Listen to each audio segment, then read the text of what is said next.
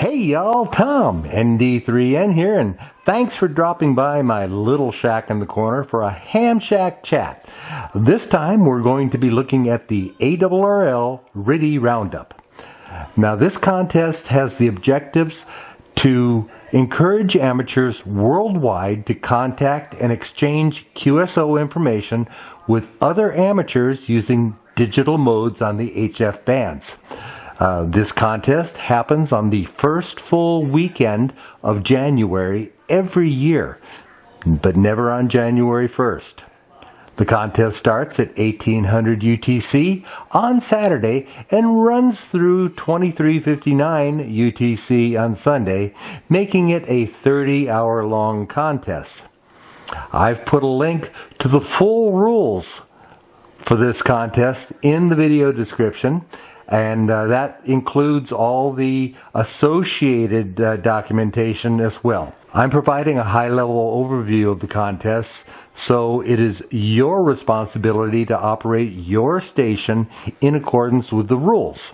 So not only should you review the rules, but I would really highly suggest that you download them, keep a copy on your desktop for a quick reference. The contest can be operated on the 80, 40, 20, 15, and 10 meter bands. You may also use any digital mode in this contest. That's Bodot RTTY, PSK, FT8, FT4, bing, bing, bing, bing, bing, ASCII, AMTOR, and Packet. Of course, all in attended operations only. Special frequencies have been allocated for FT8 operations. FT4 special operating frequencies were not in the information provided by the ARRL. And forgot to tell me. So I sent an email off to the contest branch asking for them. I'm certain it was just an oversight, but it's not like the ARRL to make oversights like this. I wanted to get this video out early enough for you to prepare for the contest, which is on my time coming up next week. So when I do get the information back from the contest branch, I will include it down in the video description. Now here's a chart of the FT8 frequencies, and I'll show you how to enter them in the WSJT-X settings later in this video. As is normal for the ARRL contest, there are multiple classes of operations, and I'll start by breaking down the single operator class. Yada yada yada, I'm still single. Now the single operators are required to meet the 2-break rule, meaning that 6 hours less that you have to do, you can take it in up to 2 breaks. Anything after your second break doesn't count, and anything over the 24 hours doesn't count for you. However, if you make a mistake, go ahead and submit your log anyways, because the other stations that worked you will still get credit. I would encourage you to go read the rule about 2 breaks and follow it during the contest. Now, this rule can be found on the ARRL contest web page for this contest, and I've linked that down in the video description. The single operator may operate RTTY mode only. Now, you can do it at QRP, which 5 watts output or less, low power, 100 watts or less, or high power, which is 1500 watts output or less. Or, because this is an international contest, the maximum power allowed by the national licensing authorities issuing the operator or station license, whichever is less. The single operator may operate RTTY mode only at QRP, 5 watts output or less, low power, which is 100 watts or less, and high power, which is 1500 watts output, or the maximum power allowed by the national licensing authorities issuing the operator or station license, whichever is less. Talk more about that in a bit. Single operators may not use any spotting assistance, and are limited to operating only 24 hours of the 30-hour contest. That's where that 2-break rule comes in. Now, on the power, in the United States, high power would be 1500 watts, but in the United Kingdom, maximum power would be 400 watts or less. Now, the next is the single operator unlimited. In ARRL parlance, unlimited means you can use spotting assistance. It used to be single operator non-assisted and single operator assisted. Then they came up with just single operator and single operator unlimited. You say, well, I'm not using spotting assistance. Well, if you're doing FT8, you know that chart where all the calls are being decoded? That's spotting assistance. This includes all other digital modes and may use spotting assistance. So if you want to do RTTY as an unlimited operator, you would do it. With spotting assistance. It all works out. Go check out the rules. I know I'm confusing you because I just got a little confused myself. The same power limits and time restraints allowed for the single operator unlimited as for the single operator. So 500, 1500, or blah, blah, blah, blah, blah, right? Good. Single operator unlimited may operate mixed modes, RTTY only, or digital only. So you can bounce around between all the modes. All multi-operator classes may operate the full 30 hours of the contest. The multi-operator single transmitter class may operate at low power or high power. You can use spotting assistance. You are limited to a single signal being transmitted at a time, and you may not change bands more than 10 times per clock hour. The multi-operator 2 transmitter may only operate in high power, and again, remember, high power is defined as 1500 watts or less. So if you've got two 100 watt rigs, you can run them at 100 watt, but you will be in the high power class. You can use spotting assistance. You can have 2 signals on the air at any time, and you're limited to 6 band changes per clock hour for each transmitter. The multi-operator, multi-transmitter class, we call those guys the big guns, may only operate high power, may use spotting assistance, may be active with a single transmitter on each band, and you have no band change restrictions.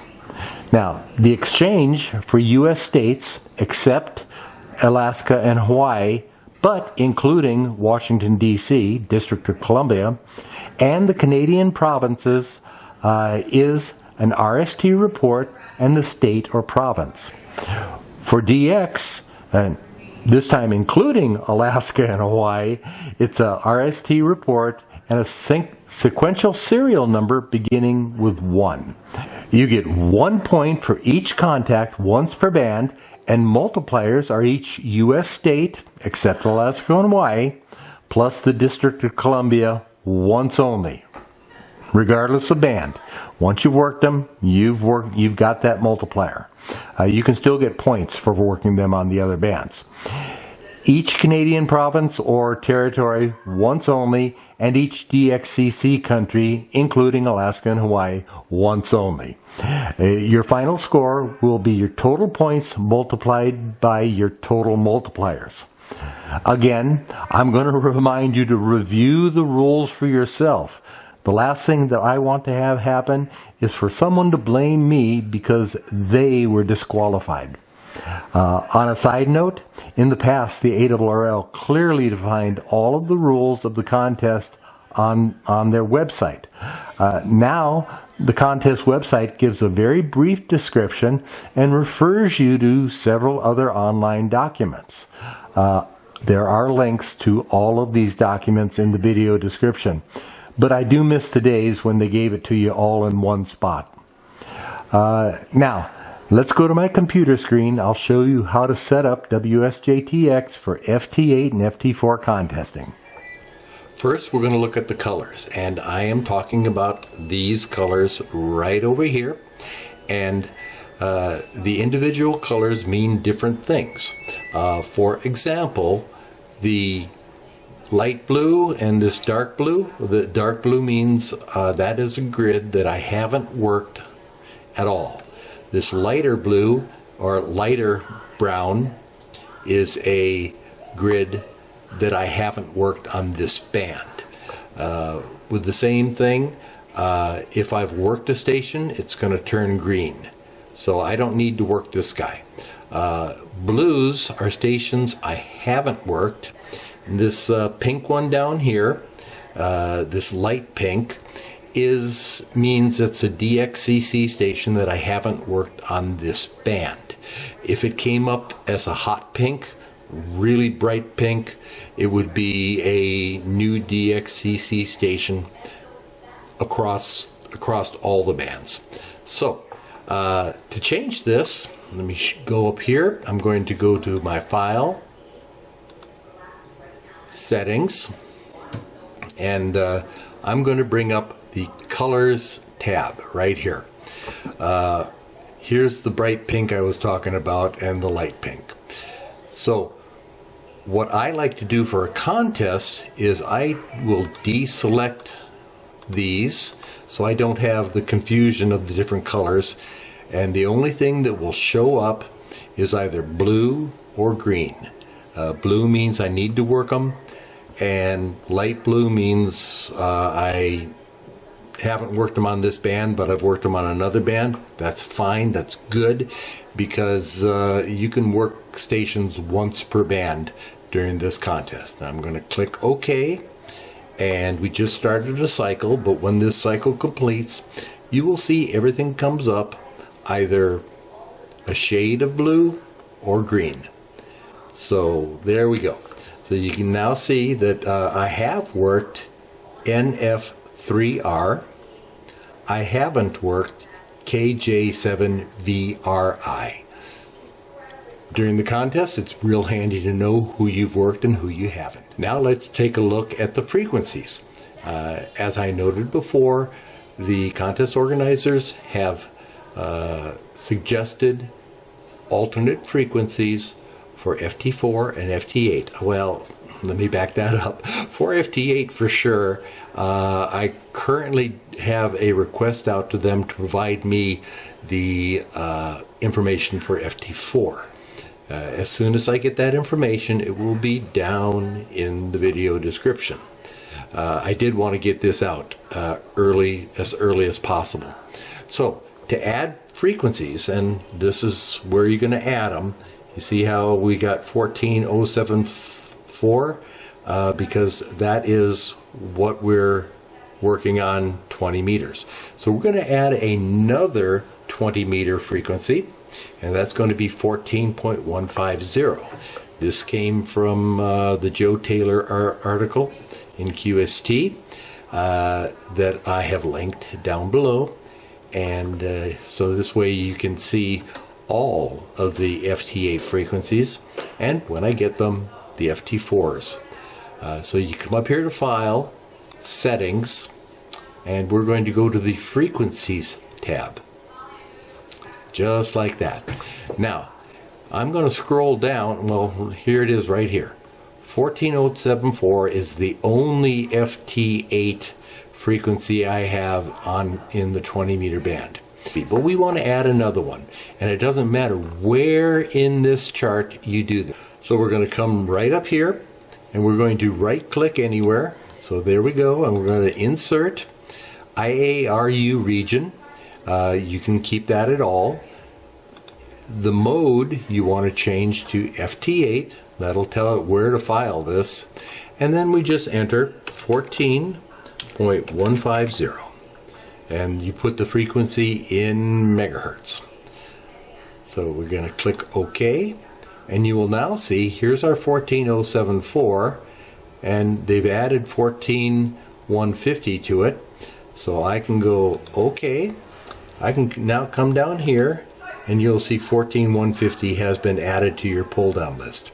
Now if you really don't want to get confused, you could go ahead and delete that, and you might want to delete it afterwards. So let me show you how to do that. I'm going to go File, Settings, on my Frequency tab, 14150. I'm going to right click on that and click Delete. Click OK, and now you will see that my 14150 is gone. That way you can do your cleanup after the contest. We're going to talk about putting WSJT-X into the contest mode. So come up here, File, Settings, we go to the Advanced tab. And what we want to do is right down here, we want to click on Special Operating Activity. We want to, if you were setting up for field day, you would put that here and then put your field day exchange over here.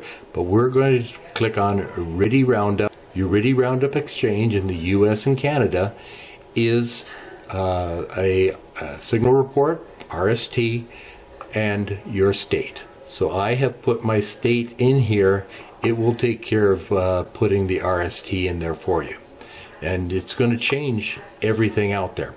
I am going to go ahead right now and show you, and if you watch down here, when I click OK, these are going to change, especially this -15, -15, whatever.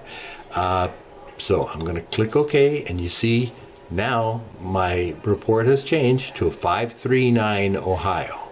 It's also brought up my contest log, so you're going to want to clear this log.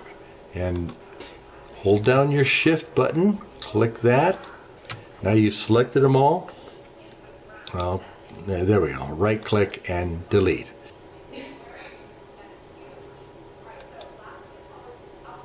Okay, I now have an empty contest log, which is where you want to start off at. As a last step, we want to take care of our log. The contest log and your standard WSJT-X log unfortunately uses the same name. So you don't want to overwrite, but you don't want to lose your current log, right? So what you do is we're going to come up here, we're going to open, we clicked on File, Open Log Directory, and this is right here, this ADI file is your WSJT-X _ log. We're going to rename that, and you can do it any way you want, and we're just going to add old to that. So now, as we're going through the contest, a new WSJT-X _ log will be developed. When you get done, you use that ADI file, the new ADI file, and you can use that to generate your Cabrillo file. You simply open up your WSJT-X, open up your WSJT-X log, old. So you're going to open up your old one and your new one. You're going to copy from your new one, your contest one, into your other one. Then you can delete the new one and change this back to regular WSJT-X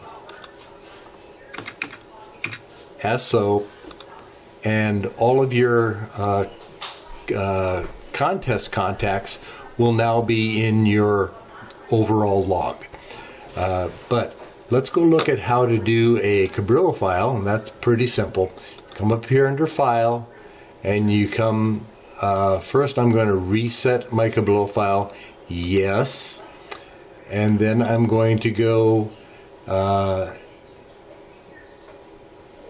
export Cabrillo log, and you're going to put in all your information here, you click on save, and it's going to make a log or a Cabrillo file based on the ADI file for your contest version of WSJT-X underscore log. Submitting your log is pretty easy, as I showed you up there on the computer.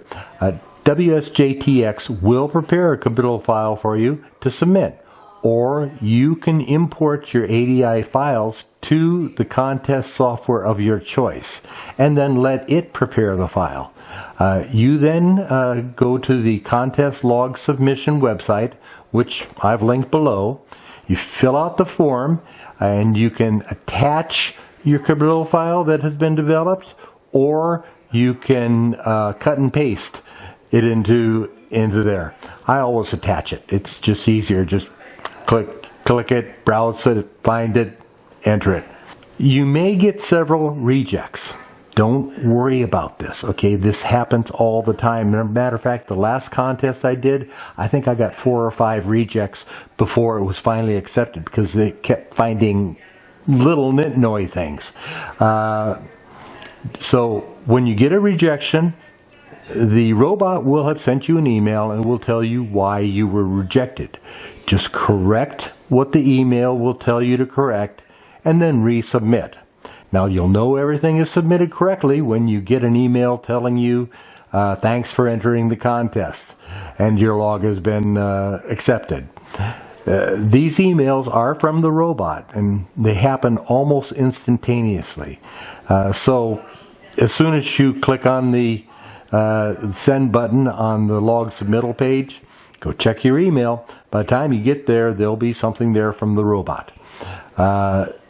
You should be able to get your log submitted in a single setting. None of the reject stuff requires you to go back and research anything. So just fix it. A lot of times it can be something was missed. They are not going to be checking you against other logs at this time, but maybe you misentered something or misspelled something. They'll say, hey, we don't recognize this. Easy fixes, and sometimes, yes, you may have to go in and delete a contact unless you can go back and figure out what that contact actually was. Maybe it didn't pick up your RST, in which case, if you're using FT8 and FT4, your RST is going to be all over the place. So, it's not a simple 599. It's going to be all over the place. It's actually an accurate RST as far as your computer and WSJT-X can determine. And, that's the way it goes. If you can't reconstruct that, if it's out of your log for some reason, then lose the contact. RTTY contacts in your log should be indicated by the abbreviation RY, and all other digital modes should be identified by the abbreviation DG. Now, I've covered the high points and hopefully not confused you too much, but please feel free to ask any questions down in the comment section. Questions? Comments? And I will try to clear things up. Now, if you found some value in this content, please give me a like by popping that thumbs up icon. Please like me. Please. And please share this video with your friends. Sharing is fun. Especially on social media. There are a lot of people who might be interested in it on there. Please leave a comment. Questions? Comments? Down in the comment section with any suggestions you might have on how I can improve these kinds of videos. It'll improve. I do appreciate your input into stuff like that, and I do my best to integrate that. You want to know how well it is? Go back and look at some of my first videos. Look at the first 2 or 3 videos, and you will see, I hope, a marked improvement. One last thing, please consider subscribing. I subscribe to Teen Beat. As always, I'm at your service. Thanks for dropping by my little shack in the corner for a ham shack chat about the ARRL RTTY RoundUp ham radio contest. 73 for now. Until the next time, I'm Tom, ND3N, and I'm out.